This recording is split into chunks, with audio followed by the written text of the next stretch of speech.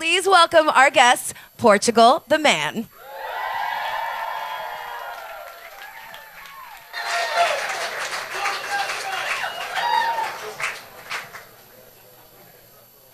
Well, hello, guys.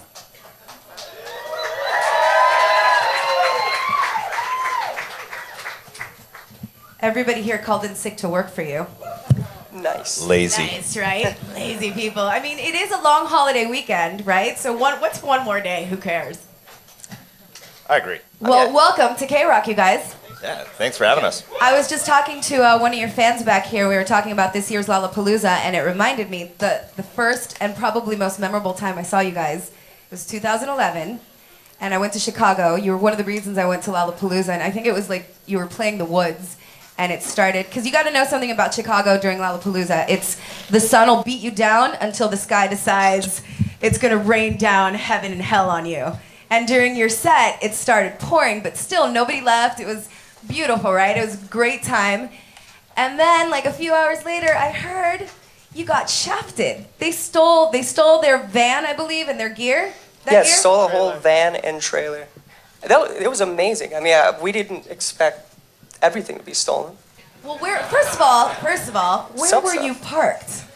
Right across from at our hotel Was it the parking lot. Holiday Inn? Yeah, it was the Holiday Inn. Hilton. Nobody was watching this stuff. I just remember me Is and it a my friends. really, really nice hotel? Yeah, well, we felt really bad, so we went on the lookout. We're like, if you see anybody walking around with any instruments, then they look kind of out of place, like they're running with a drum kit or whatever, we could probably get lifetime passes to Lollapalooza if we recover this. But you guys ended up getting the van back. Yeah, we got the van back pretty quick. With nothing in actually, it, by the way. With nothing in it. Nothing. But everybody just helped so much. The city of Chicago, the police there, all of our fans on Facebook and Twitter and all social media sites.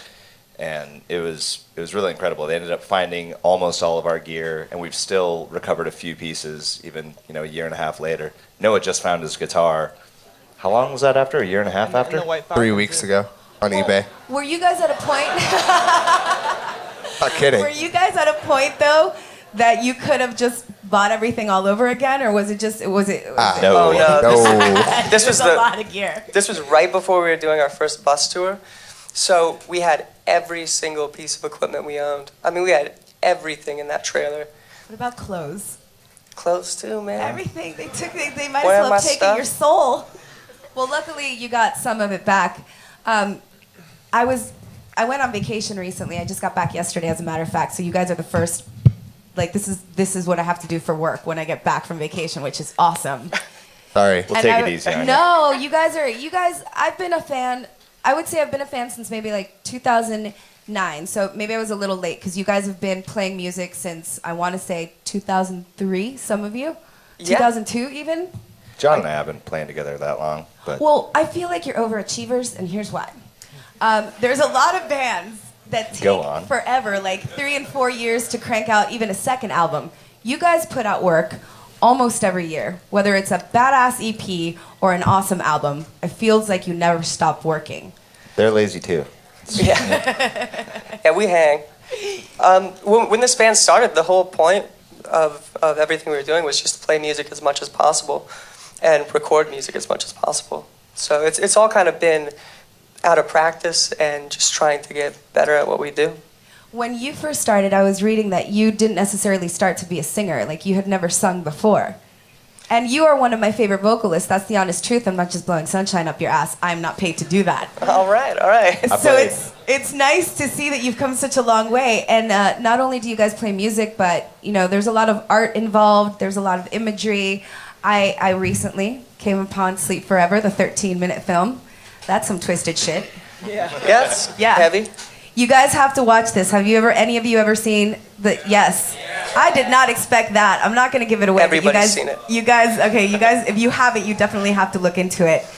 Let's jump before you start playing to Evil Friends, the new record, which I think is perfection. Thank you. Thank you. By the way, it lends itself well to the ocean because I went to the Florida Keys and we played it on the boat the entire time. Smile is my favorite. Is there a theme to this? Because I feel like there's not so many obvious religious themes, but there is a lot of, you know, maybe Jesus and Satan and whatnot. What was the thought process behind this album?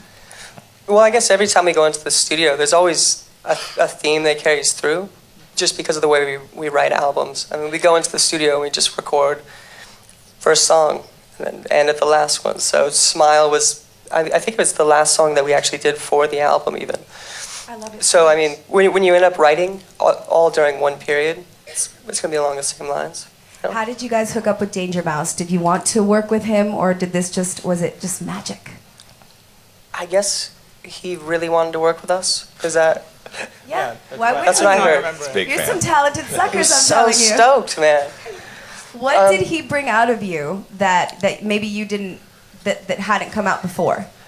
Well, he's just a classic producer in every sense of it. I mean, I always talk about how he does basically what George Martin did with the Beatles and Tony Visconti did with Bowie and Mark Bolan.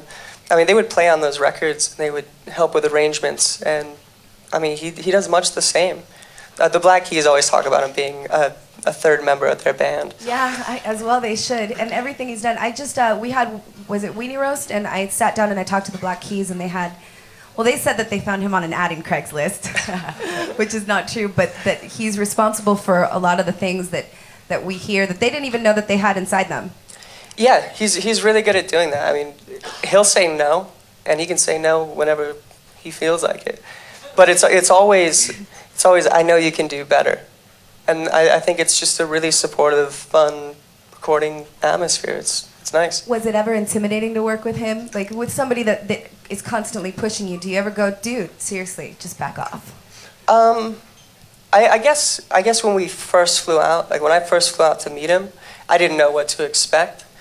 But I mean, once you get to know somebody, it's just working together, and it is what it is. Now I have to make sure that you guys are happy when you come to LA. Do you like it here? Do we treat you well? Do you get good reception? I live here. Yeah, we got two live locals. here, yeah. I love it here. I do too. So everybody loves it. We're good with LA? We're cool. All right, All so good. Thursday they're playing the House of Blues in Anaheim, and then Friday they do the Wiltern. And if you don't have Evil Friends, it's an absolutely amazing album, and I'm sure we're going to hear some of it now. So we're going to cut the chit-chat. Ladies and gentlemen, please welcome to the stage again, Portugal the Man.